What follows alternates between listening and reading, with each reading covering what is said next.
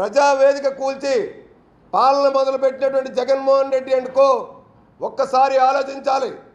జగన్ బొమ్మలు ఉన్నప్పటికీ కూడా ఏదైతే పిల్లల స్కూల్ బ్యాగులు ఇతర వస్తువులు పంపిణీ విషయంలో ఏ రకమైనటువంటి అభ్యంతరాలు తెలపకుండా ముఖ్యమంత్రి చంద్రబాబు నాయుడు గారు స్కూల్స్ రీఓపెన్ అవుతున్నాయి, మీరు అవన్నీ కూడా వాళ్ళకి చేరవేయండి, మనకి కక్ష సాధింపు చర్యలు ఉండకూడదు, మన పబ్లిసిటీ ముఖ్యం కాదు, పేద అమాయక పిల్లలు చదువుకునేటువంటి విద్యార్థులు బడులకు వెళ్ళేటువంటి పిల్లలు వాళ్ళకి బాసటగా నిల్చోవాలి.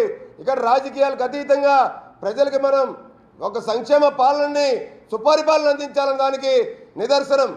ఇది చూసి బుద్ధి తెచ్చుకోవాలి జగన్మోహన్ రెడ్డి. మీరు చంద్రబాబు నాయుడు గారి యొక్క గొప్పతనం, ఆయన యొక్క తీరు ఏదైతే పరిపాలనలో మొట్టమొదటి రోజునే తీసుకున్న నిర్ణయాలు ఏవైతే ఉన్నాయో ఇవి జగన్మోహన్ రెడ్డి యొక్క నిర్ణయాలు చూసి తెలుసుకోవాలి. ఇదే జగన్మోహన్ రెడ్డికి మేము ఎతో పలుకుతూ ఉన్నాం. ఉన్నవి 11 సీట్లే. మీ యొక్క బుద్ధి మారకపోతే, మీరు దోపిడీ చేసినవన్నీ ప్రభుత్వాన్ని తిరిగి సరెండర్ చేయబోతే ఇంకా 2024 ఎలక్షన్స్కి ఇప్పుడున్న 11లో ఒక అంకె ఉంటుంది, ఒకటే ఉంటుంది, ఒకటి పోతుంది. ఆ ఒకటి మీరే. ఇంకా తప్ప వైసీపీ ప్రభుత్వం అన్నది కానీ మళ్ళీ రావడం అన్నది కానీ, వైసీపీ పార్టీ అనేది మళ్ళీ నిలబడడం అనేది కానీ, మనుగడ సాధించడం అనేది ఇంకా జీవితంలో అనేది కలగా మిగిలిపోవడం తప్ప వైసీపీని బంగాళాఖాతంలో రాష్ట్ర ప్రజలు కలిపేశారు. 5 కోట్ల ప్రజల ఆశల వారధిగా కూటమి ప్రభుత్వం ఏర్పడింది.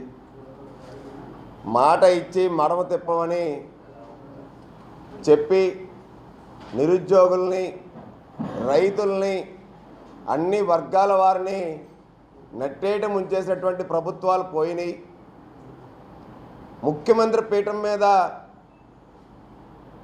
ఎక్కిన మరుక్షణమే రాష్ట్రంలో ఉన్నటువంటి నిరుద్యోగ యువతకి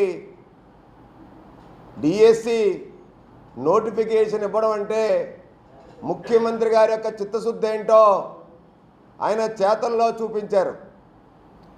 రెండో సంతకమే రాష్ట్ర వ్యాప్తంగా అమాయక రైతులు, భూమి హక్కుదారులు ఎవరైతే ఉన్నారో వాళ్ళందరూ కూడా మా భూమి మళ్ళీ జగన్మోహన్ రెడ్డి ప్రభుత్వం వస్తే మా భూములు మా ఆస్తులన్నీ కొట్టేస్తారనేటువంటి భయభ్రాంతులు గురవుతున్నటువంటి సమయంలో ల్యాండ్ టైటిలింగ్ యాక్ట్ పేరుతో కొత్త చట్టాన్ని తీసుకొచ్చినటువంటి ల్యాండ్ టైటిలింగ్ యాక్ట్ని రద్దు చేస్తూ ముఖ్యమంత్రి చంద్రబాబు నాయుడు గారు పెట్టినటువంటి రెండో సంతకం ఏదైతే ఉందో రాష్ట్ర వ్యాప్తంగా ఏదైతే ఎన్నికల హామీలో ఇచ్చినటువంటి రాష్ట్ర ప్రజలు భయభ్రాంతులు గురైనటువంటి ల్యాండ్ టైటిలింగ్ చట్టాన్ని రద్దు చేస్తూ పెట్టినటువంటి సంతకం రాష్ట్ర ప్రజల్లో హర్షధ్వానాలు, ఆనంద డోలుగుల్లో ముంచెత్తాయి. అలాగే అవ్వాతాతలకు, వికలాంగులకు, వృద్ధులకు, ఒంటరి మహిళలకు నేను రాగానే పెన్షన్ 1000 రూపాయలు పెంచుతానని చెప్పి ఏదైతే వాళ్ళ పెన్షన్ పెంచుతానని చెప్పి హామీ ఇచ్చారో ఆ పెన్షన్ 1000 రూపాయలు పెంచుతూ పెట్టినటువంటి మూడో సంతకం ఆయన యొక్క నీతికి నిజాయితీకి నిదర్శనం. అలాగే ఆకలితో అలమటిస్తున్నటువంటి పేదలు గత చంద్రబాబు నాయుడు గారి ప్రభుత్వంలో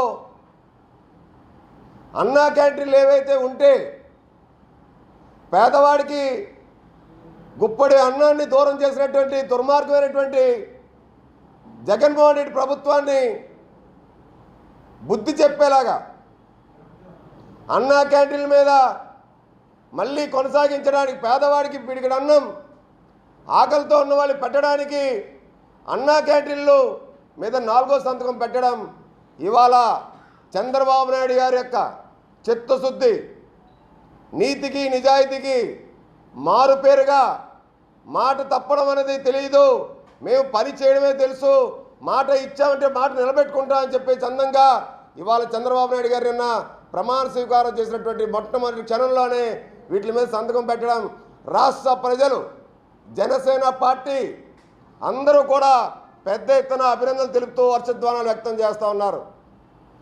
అంతేకాదు మీరు చూశారు. ఏదైతే గత జగన్మోహన్ రెడ్డి ప్రభుత్వంలో ప్రజలు కనిపించకూడదు, ప్రజల మాట వినకూడదు, పేదల మాట వినకూడదని చెప్పి పరదాలు కట్టుకొని 4 గోడల మధ్య చేసేటువంటి పరిపాలనకి నిన్న స్వస్తి పలికారు. సాక్షాత్తు చంద్రబాబు నాయుడు గారు నిన్న ఆయన యొక్క ప్రమాణ స్వీకారం, ఆయన పెట్టినటువంటి మొదటి సంతకాలు ఏవైతే బాధ్యతలు తీసుకొని ముఖ్యమంత్రిగా చేపట్టినటువంటిది ప్రజల మధ్యన, విద్యార్థుల మధ్యన, ప్రజల సంక్షేమం ప్రజల కోసం అని చెప్పి ప్రజల మధ్యన గొప్ప పండగ వాతావరణంలో నెలకొనడం అనేది దాని నిదర్శనం.